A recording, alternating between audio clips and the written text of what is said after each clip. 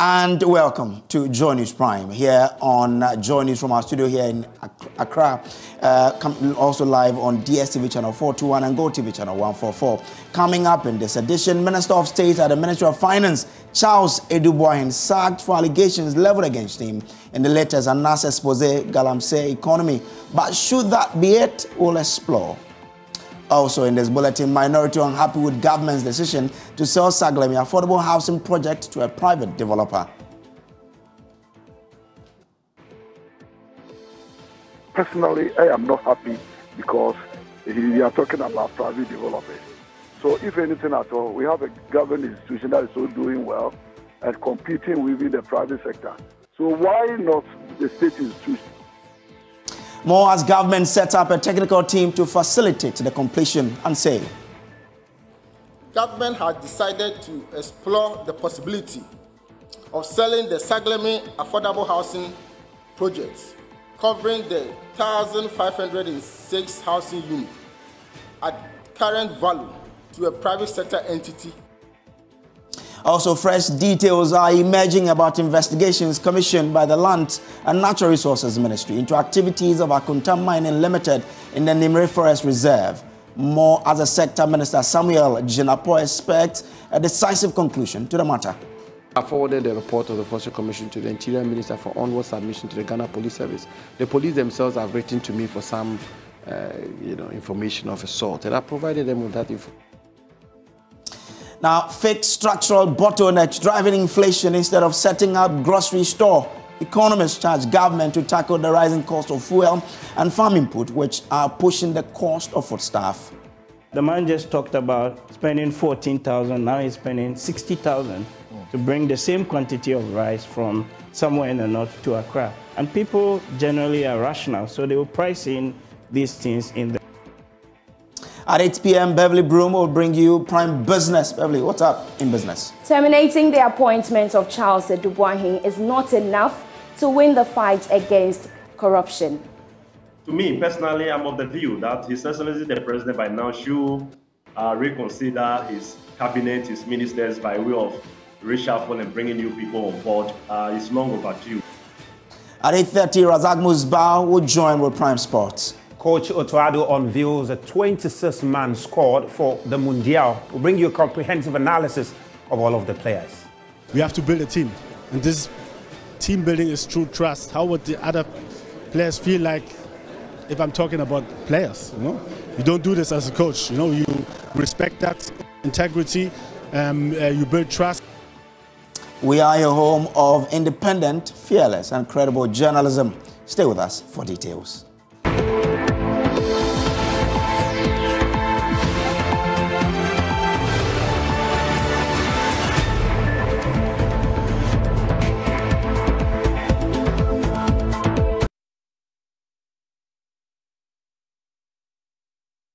Now, the President of the Republic, Nana Addo Dankwa Akufo-Addo, has sacked Minister of State at the Ministry of Finance, Charles Eduboahin, for allegations leveled against him in the latest Anas expose, Galamsey economy. According to information from the presidency, his appointment was terminated with immediate effect after the president was made aware of the allegations leveled against the minister in the expose. The statement from the presidency read, the President of the Republic, Nana Addo Dankwa Akufo-Addo, has terminated the appointment of the Minister of State at the Ministry of Finance, Mr. Charles Eduboahin, with immediate effect. After being made aware of the allegations leveled against the minister in the expose, Galamsey economy, the President spoke to Mr. Eduboahin, after which he took the decision to terminate his appointment and also to refer the matter to the Special Prosecutor for further investigations. Now, the President thanked Mr. Eduboahin for his strong services to his government since his appointment in 2017 and wished him well in his future endeavor. And this is signed by Eugene Ahin, Director of Communications at the Presidency. Now, let's bring in a legal practitioner to help us understand what the OSP will be looking at. Lawyer Samson Ayanini is a legal practitioner and a host of Newsfire here on Joy News. Lawyer, thank you so much for agreeing to join us. Now, what will the OSP be looking at from this particular matter?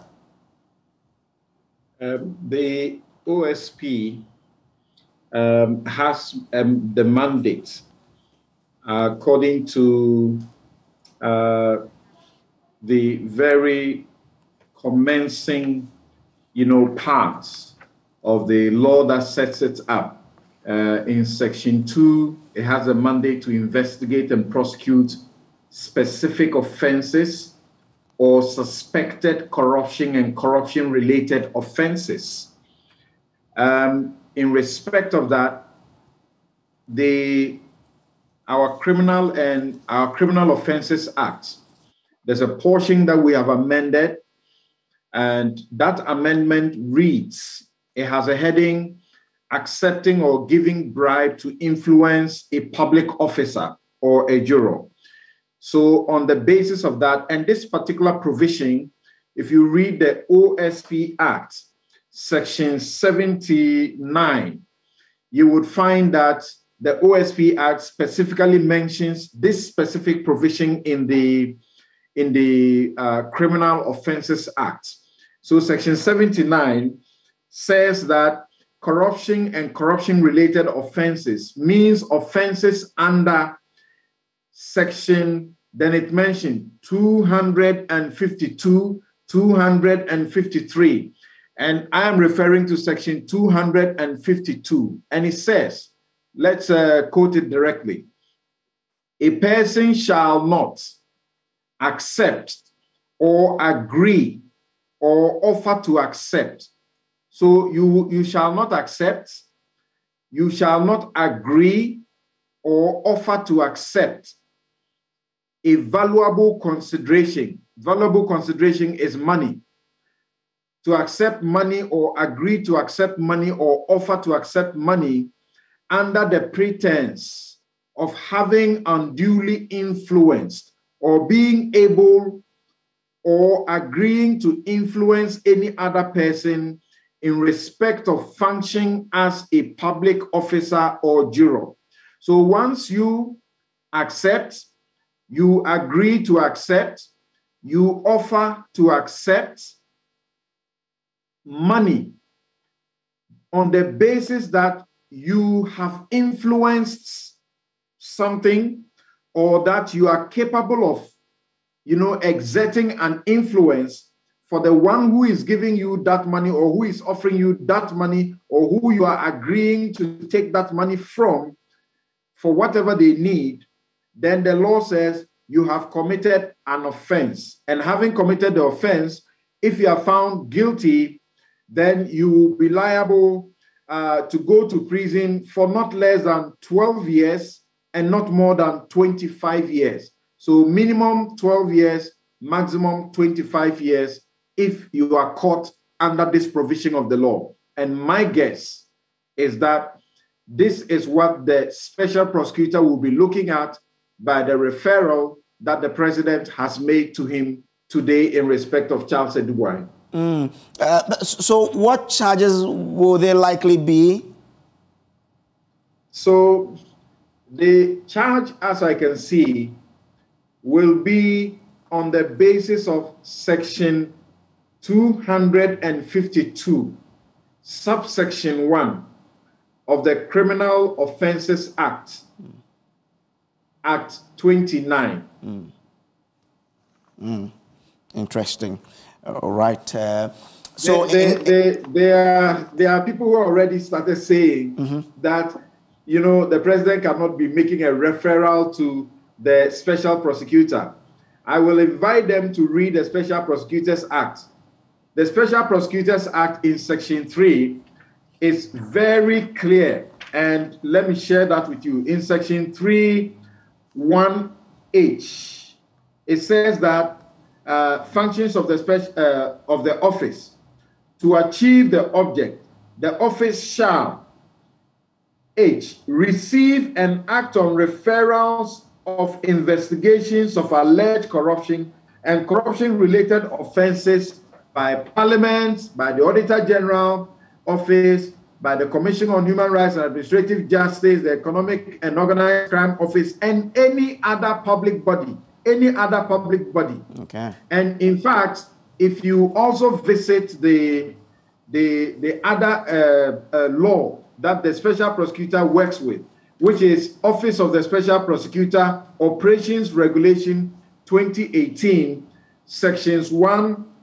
Regulations 1, Regulation 2, 3, and 4, all clearly state that the special prosecutor can receive a referral or can receive a petition. Just in the same way as Occupy Ghana, for example, has petitioned the special prosecutor over the suspected bribery by a businessman to the parliamentarians, and the special prosecutor has started working on that. So I expect that a similar thing will happen here. Okay.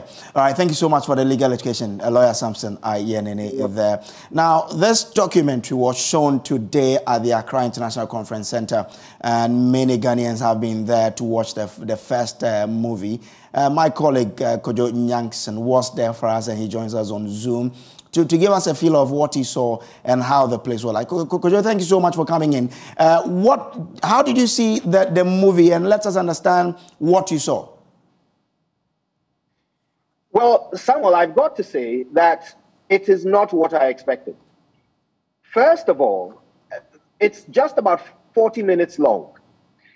About half of it is spent cataloging the tenure of President Akufo-Addo, from his inauguration through some of the major events of his administration, from the financial sector cleanup all the way through COVID, and indeed the recent recent economic crisis, not forgetting to touch on a few of the other scandals that occurred along the way. Finally, it settles on the controversial part, which is Charles Edouboahin, the accusation against Charles Edouboahin that he indeed peddled influence and engaged in corruption when dealing with the undercover agents of Tiger Eye. Now, that part of the documentary lasts for a good 15 to 20 minutes. It is quite detailed. It shows Charles Edouboahin, or the image that is supposedly Charles Edouboahin, in profile, sitting in a black suit in a comfortable armchair in what looks like a hotel room with a coffee table in front of him. There are piles of dollars on this coffee table, and he is interacting with two people off camera. One of them, we hear his voice. He seems to be an interpreter speaking on behalf of another individual who is described as a sheikh. Both of them are off camera, but Charles Edouboahin remains in shot throughout these 15 minutes. Now, among other things, Charles Edouboahin offers access to the vice president, access to the president. He suggests that the vice president would accept $200,000 as a thank you. He himself charges 20% of the value of the contracts that this supposed sheikh seeks to engage in Ghana. That contract is valued at $500 million by the interpreter. So 20% of that $500 million is what Charles Edouboahin charges.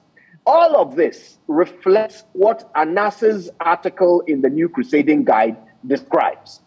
But then it gets interesting, because you will remember that in that article, Anas alludes to a prominent Ghanaian lawyer who is not a government official, as well as a chief, a traditional chief. These two individuals are supposed to also have had meetings in hotel rooms with this sheikh. But Samuel, those meetings are not shown in this evening's documentary. Somewhere between this morning and this evening, those two parts of the story have disappeared. Whoa. How did people then receive it? Or was there any explanation given as to why that part was not in the documentary? No, I mean, the only person who interacted with the audience was the MC. And following the documentary, he did not touch on any of these issues. He simply gave a general summary of what had happened and ended proceedings. There was applause at the end of the documentary. It is clear that people were quite enraptured by the aspects that they did see, the conversation between the person who is supposedly Charles Edouboahin and the two individuals off camera seem to have captured the imagination of the viewers. Also, a few of the flashbacks and throwbacks of some of the popular things that the president had said during the campaign and at the beginning of his tenure also drew laughter from the audience. But it was quite clear by the end of it that not everything that was described in this morning's article was reflected in this evening's documentary. Interesting. I'm grateful. I hope the first one is ended. How about patronage for the second one when you were about leaving there? Well, as I was leaving, a few people have started to arrive for the second one, which is not due to start for another 40 minutes. No doubt, crowds will amass that are bigger than what I saw. But at the time I was leaving, it was really just a few dregs of those who had watched the first one and a couple of people, coming in small groups for the second one. Okay, grateful. Kojo Nyankson is my colleague here at Joy News. He is the host of the Super Morning Show on Joy FM. Well, Arise Ghana have described the sacking of the former Minister of State at the Finance Ministry, Charles Edubuahing, as a delayed reaction. The pressure group maintains after several requests by citizens for he and Ken Ofori-Atta to be sacked, the president only had to wait for NAS to expose him before acting. Mensa Thompson is a leading member of the pressure group. Also heard that the president has terminated the appointment of Mr. Charles Edubuahing. We want to say that that's extremely belated. Charles Edubuahing should have been fired long time ago. And so, why now? Because there are even more serious allegations of conflict of interest where Charles Edubuahing has been accused of using his company Black Star Holdings as front runners and book runners for government bonds, making huge commissions in return. Those allegations are more serious than the $200,000 he was collecting in Dubai. Because that borders on the integrity of the office. And so today, we say the president say what? He's sacking him. When 80 MPs were crying that he should sack him, the president said, I won't budge. Totally disrespectful to these MPs. And today he says what? He's fired. There's nothing to be happy about. And the sacking of Charles Edubuahing is meaningless. Now moving on to other stories. Fresh details are emerging about investigations commissioned by the Land and Natural Resources Ministry into activities of the Akunta Mining Limited in the Nimre Forest Reserve. The Forestry Commission has duly completed the investigations, and according to the Land and Natural Resources Minister, the report has been forwarded to the police for the criminal proceedings to commence. You recall that some members of civil society have petitioned the Criminal Investigations Department over the activities of the Akunta Mining Limited, which is owned by the MPP Ashanti Regional Chairman Bernard Enchibo-Siako, known widely as Chairman Wontumi. Samuel Jinapo, in a yet-to-be-aired interview on PM Express tonight, expects a decisive conclusion to the matter. The statement recently when the Akunta Mining thing came, very, very strong statement listing a host of things that you're instructing, if I'm not mistaken, the Forest Commission to act. Was it Forest Commission or the Minerals Commission, one of them, to take? What's an update on that? Well, first of all, as you know, the forest estate of our country by law are governed or are regulated by the Forestry Commission. The body, the legal, constitutional body that has the mandate for the management, exploitation, and preservation of the forest estate of Ghana is the Forestry Commission.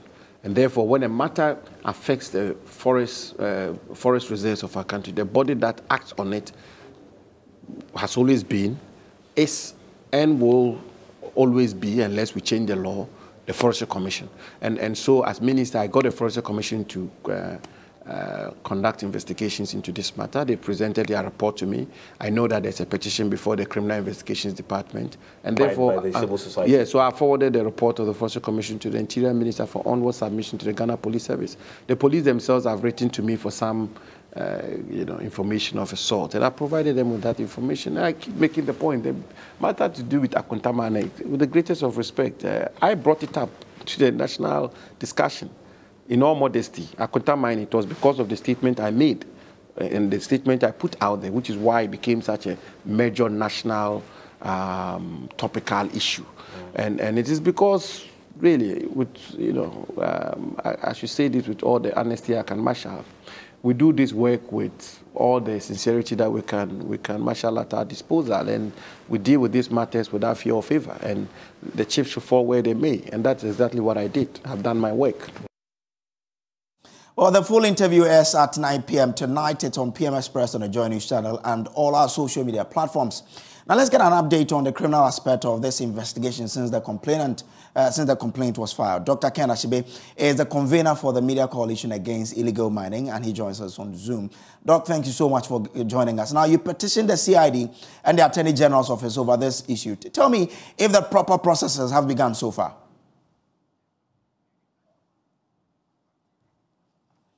All right, so today in court, a superintendent of the Ghana Immigration Service, David Essien, told an Accra High Court that Chinese national Aisha Wan used a forged marriage certificate to obtain an indefinite residence permit. The detection of this forgery, according to the officer, is what led to the Immigration Service to revoke her permit and repatriate her. The issue of how Aisha Wan left Ghana in 2018 remains a thorny matter. State prosecutors have previously told an Accra Circuit Court she fled the country.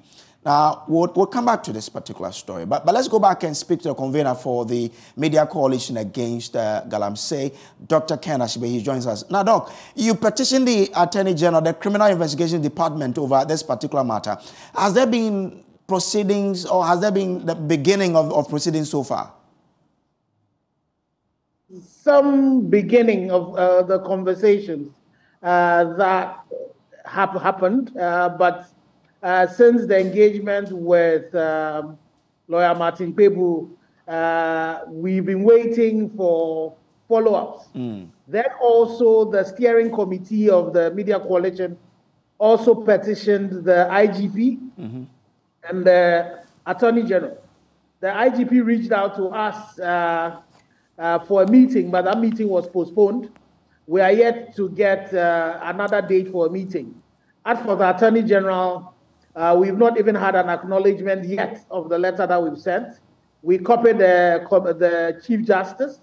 We copied His Excellency the President. We copied the Speaker. We're yet to hear from all of them. But thank God, we're beginning to see other elements of society also respond. Recently, we've seen the Catholic Bishops' Conference also state the same in terms of arresting Akonta Mining for this criminal act. And so we are not well to be pushing. And we hope that the IGP, the Attorney General, and the CID would do the needful. The President has also asked for evidence, and that's why we copied the President in our petitions. And so we are hoping that something would be done about this. Now, well, we are hearing from the sector minister that initial investigations by the forestry commissions have been completed and have forwarded the result or outcome of that investigation to the CID. What do you make of this particular state where the minister says we've done something and we're expecting a conclusion to this matter? Well, I think that's good. Well, it's good to know that. It's just that it's taking a bit of some time for this to happen. I'm pretty sure if it was Kenneth Ashibe that was involved in this, by this time, an arrest would have been made, because even before the Forestry Commission went in there, we know for a fact that there were equipment of Akonta Mining that were found in the Tano Nimere Forest Reserve, for which the Minerals Commission says they don't have a permit. So if you find, equipment in the theater of this illegality, I am surprised we're still waiting for the Forestry Commission to go and do some investigation. So we hope that, as the Bishops' Conference said, and as a lot of Ghanaians have said, if we really are serious about fighting this particular canker, then we should be dealing with the financiers of it. And if you look at the damage that was done, if you look at the documentary that you multimedia did, And you see the damage that was done in the Tano Mineral Reserve, and also of the fact that Akonta Mining, even in their concession outside the forest reserve, were mining very close to the Tano River. You know, definitely there's enough evidence to show that some illegality has been done, and then the minimum expectation is that we would see, an arrest being made, investigations being done, and some prosecution being taking place. Now, you copied the presidency, the speaker, and other key outfit in that petition of yours. Have they expressed interest at all? Well, the interesting thing is that His Excellency the President, the Speaker of Parliament, the Right Honourable Speaker, and the Honourable Chief Justice, we have not as much as even gotten a response from them that they have received the petition that was sent. All right, I'm grateful that you could join us. Dr. Ken Ashigbe is the convener for the Media Coalition Against Galamsey. Now, a superintendent of the Ghana Immigration Service, David Essien, has told an Accra High Court that Chinese national Aisha Wang used a forged marriage certificate to obtain an indefinite residence permit. The detection of this forgery, according to the officer, is what led to the Immigration Service to revoke her permit and repatriate her. The issue of how Aisha Wang left Ghana in 2018 remains a thorny matter. State prosecutors have previously told an Accra Circuit Court she fled the country. This was a position contrary to what a government official had claimed was in furtherance of business negotiations with the Chinese government. Court correspondent Joseph Akaple reports.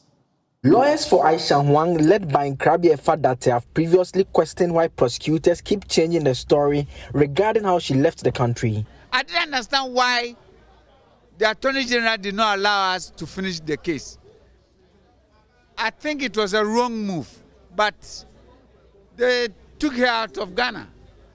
Today we are being told in the court that she sneaked out of Ghana, which is false, a blatant untruth, an inaccurate statement, which was made to the court.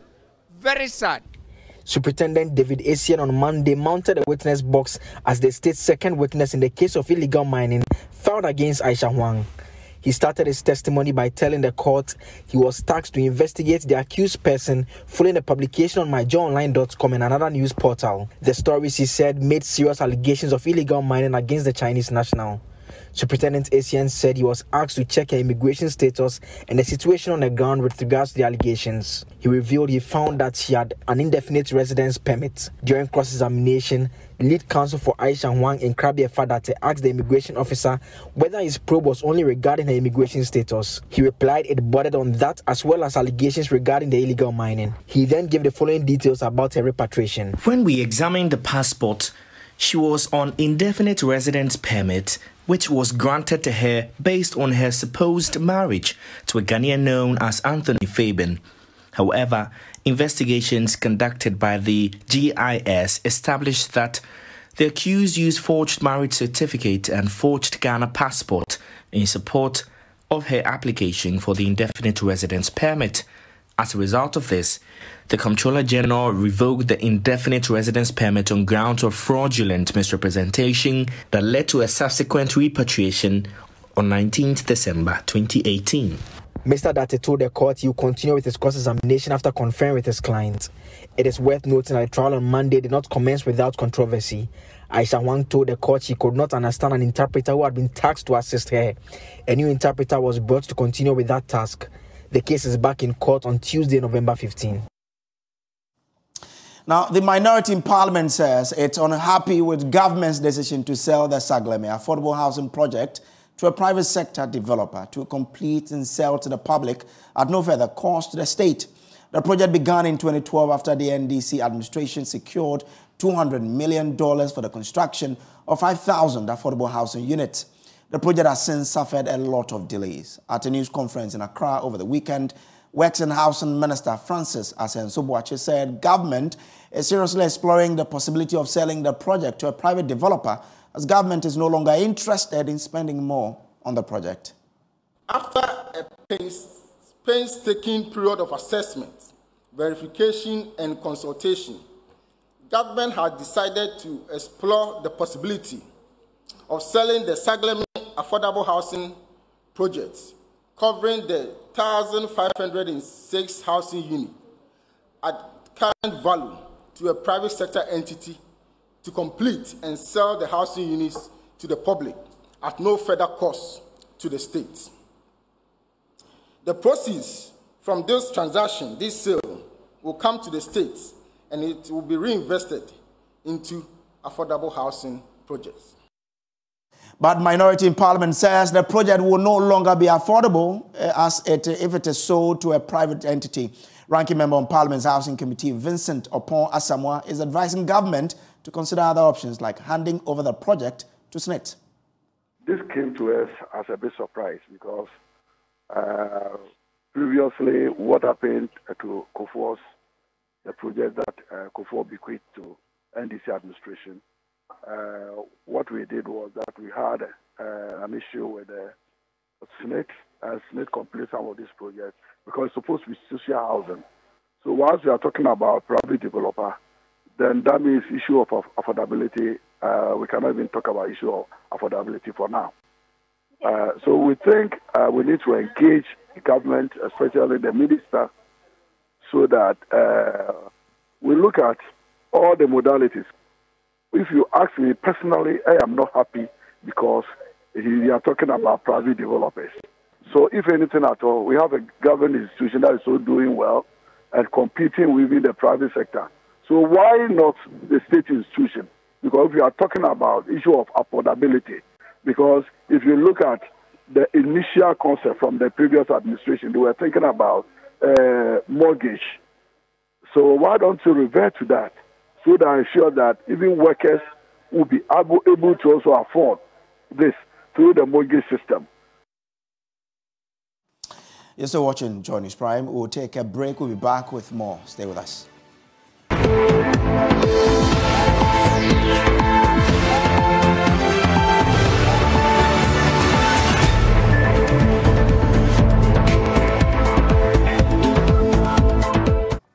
Welcome back from the break. Now, there's a charge on government to fix the structural bottlenecks driving inflation instead of setting up grocery stores to satisfy a temporary challenge. According to economist and political risk analyst Dr. Fiua Champon, there are teething challenges such as rising cost of fuel and farm input, which are influencing the prevailing cost of food. He was speaking on Current Affairs program Newsfile. To what extent are we ensuring that this doesn't sit just in Accra, but it goes down to the district? So, for example, I'd love to see similar stores being set up across all our MMDAs, and we're feeding some of the foods to them. You can go back to our recent, I'm a student of economic history, and if you go back during when we had the food distribution company and things like that, yes. I wasn't born then, but there were these famous kiosks dotted all over the place where people could go and get some of these, grains. But the problem really is it comes down to cost. And this is where there's not enough of these goods. There's a lot of corruption in that. But people who were heading some of these institutions and the stores were getting there were all sorts of over the place. There was all sorts of issues, right. And we have to learn from that. But the point is that if the government is bringing in, say, plantain, right, and selling it to Accra relatively cheaper than what the market women are, the government cannot subsume all of that responsibility. So necessarily, you need some sort of market coordination mechanism in there. What is driving the cost of the product or the food is not necessarily about the tin itself, but you have to look at the inputs that's going into it. Fertilizer, and when they harvest the food and you're transporting it, the cost of fuel, right, as well. The man just talked about spending 14,000, now he's spending 60,000 to bring the same quantity of rice from somewhere in the north to Accra. And people generally are rational, so they will price in these things in there. So the attempt to solve it from a sort of demand point of view, yes, commendable, but the structural issues must still be addressed. Okay. Which is that fundamentally you have to change the way we practice even agriculture in this country. Now, reacting to concerns that cost of goods and services have greatly affected the expenditure of many, economist Dr. Daniel Amatei Enim mentioned, among others, good transport network, proper storage systems, and a beef up of the buffer stock company are some of the immediate measures to be put in place. He spoke on Prime Morning on Joy Prime. If you within the shortest possible time, it's going to be quite difficult to come up with a very holistic solution to curtail the inflationary heights. We should close the year higher, and even second quarter of 2023, we should even expect our inflation rate to go further. But within the medium term, what ought to be done is domestically. Let me start with our domestic arrangement. We must ensure that the food stuff that are produced within the regions described as food baskets and transporting same to the various capital cities. The government, the Ministry of Agric, should liaise with the transport owners. Here I'm referring to the GPRTU, and come out with a mechanism by which they could subsidize the fuel prices for such drivers. So, for example, the trucks that bring the foodstuffs to the market, they are in a union, so it's very easy to identify them. They could give them a special coupon where they can buy from maybe oil and at a very subsidized prices. So we are assured that by the time the foodstuffs get to the various capital cities, the prices are less. That is the first solution. The second one is the buffer stock must expedite action immediately by ensuring that we beef up our buffer stock. I had a conversation with the Ghana Atomic Energy the last time, and I'm told that they have the technology to preserve our perishable items like the tomatoes, the yam, etc. So immediately, the Ministry of Agric should liaise with Ghana Atomic Energy and ensure that the bulk of our perishable product passes through their hands so that they could preserve it for a longer period of time. Meanwhile, government statistician Professor Samuel Kobena Enim says his office is coming up with what they term the personal inflation calculator, which is expected to assist people with different experiences with inflation deal with their concerns. He said this on the AM show on the Joy News channel. What we always talk about as statistical services, for you to think about what the terminology pass-through effects. So if you take changes in diesel, changes in petrol, what we mean by the pass-through effect is what is going to happen to bus and trotro fares. Right. So you are not going to see the impact only on the change in the price of petrol, but you're going to see that trickling down effect on other items in the basket. But immediately we calculate inflation for that particular month, we are picking the effect of the changes in that price for that particular month. But subsequently, it's going to have a rippling effect because of the terminology, the pass-through effect. Right. So we have 307 items that we we have in the basket. And I want to emphasize the fact that we all have different experiences with inflation, given our basket. So if you go into the 307 items, then you're going to select certain items relative to your lifestyle. Right. I'm going to select certain items relative to my lifestyle. Right. So all of us are experiencing different effects of the inflation depending on the item that we have in the basket. And we are taking advantage of the African Statistics Week. And on Wednesday, we're going to do an exhibition at the Accra International Conference Center, where people will come in, they will tell us their basket, and we're going to calculate their different inflation rates for them. Indeed, we've reached an advanced stage where we're going to have an app on our website, which is going to be called the Personal Inflation Calculator. So if you go in there, you're going to select your items, and you would realize that we have different experiences with inflation. But at the national level, for policy purposes, it is important we average our different experiences so that we can get a national figure. That is why nationally it's an average of 40.4, but given our different experience, given the different items in the basket that we're going to choose, we're going to have different inflation rates. Now, students at colleges of education in Ashanti region resort to group discussions and personal studies as CETAG and CENTAG embarks on strike. The students of some of these colleges in the Ashanti region have been engaging in personal group discussions in classrooms as their teachers and non-teaching staff embark on an indefinite strike nationwide.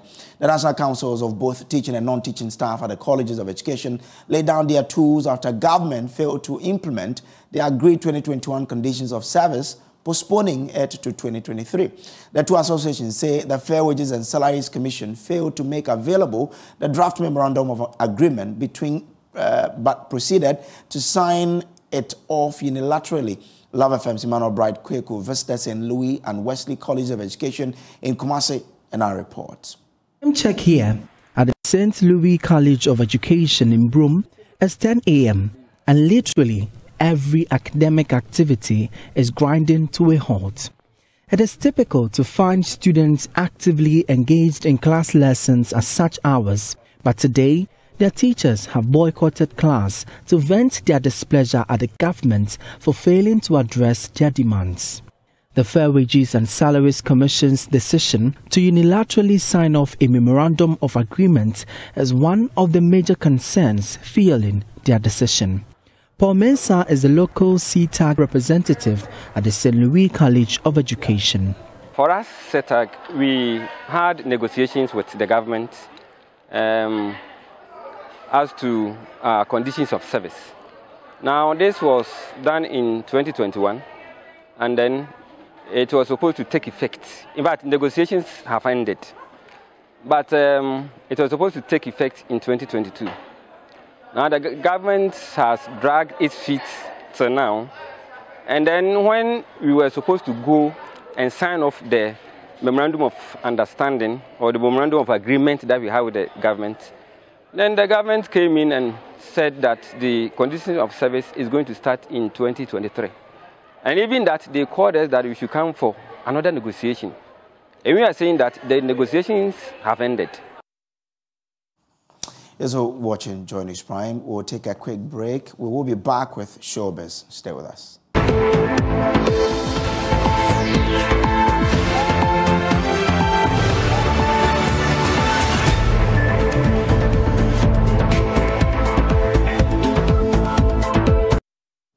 Welcome back from the break. Time for us to bring you Showbiz and Noella Carrion Yankee, the most beautiful, one of the most beautiful, if I say most.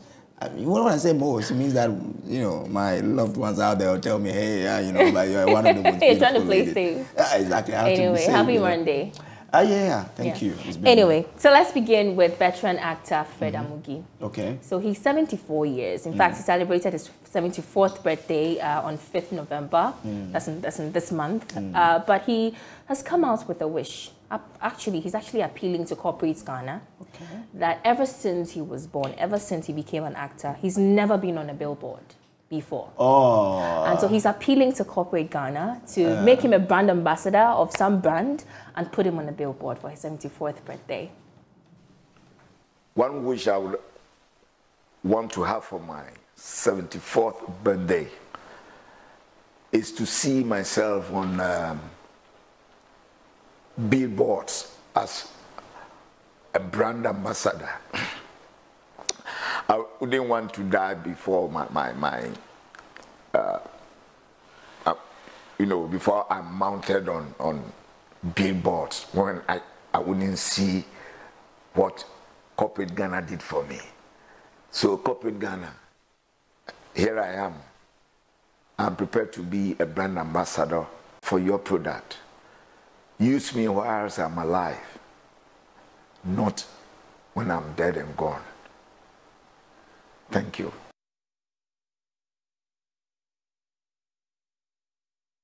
So that's a very passionate appeal very there. Passionate and emotional for me. And I hope corporate Ghana, you're watching, please grant him this wish. Someone should call him tomorrow. Someone should call him up and grant him this wish. But away from him, let's talk about Stone Boy. So you know, Coach Otuado released his collapse for the FIFA World Cup this year. And it looks like a lot of Ghanaians aren't happy with the list. And one of them is musician Stone Boy, who put out a tweet. So we can have the tweet on the screen. We'll quickly read through it. And yeah, so basically what he's trying to say is, okay, so these are players who are supposed to be in the squad. Oh, there are players who are supposed to be in the squad who are not here because of pay to play. Ghana, FA official, why? So I remember on Muftao's, our sports Prime anchor, Muftao's Prime Take, Laia Kingston alleged that apparently in 2010, Coach Milo refused to put him on his squad for the World Cup because he refused to sign up to his agency. So that's where I'm thinking the pay to play, thing came up from. And also other, footballers have come out to allege off the record that there are so many players who had to pay to be called for to play at the World Cup. These stories. Exactly. It looks like either you play for the agency of the FA president or you put something on the table. But what we've not gotten is that clear-cut evidence to tie someone down. That look, this person is doing ABCD. That's why we are not going. Yeah. So we've been hearing these allegations. But anyway, let's see how it goes. We'll end the stories here today today. Okay, Karen, grateful that you came. Thank you. Enjoy your evening. Oh, you too. All right then. So that's how we wrap up the bulletin. There is more news on myjoyonline.com. My name is Samuel Kojo Brace. Beverly Broom comes up next with Prime Business. Good evening.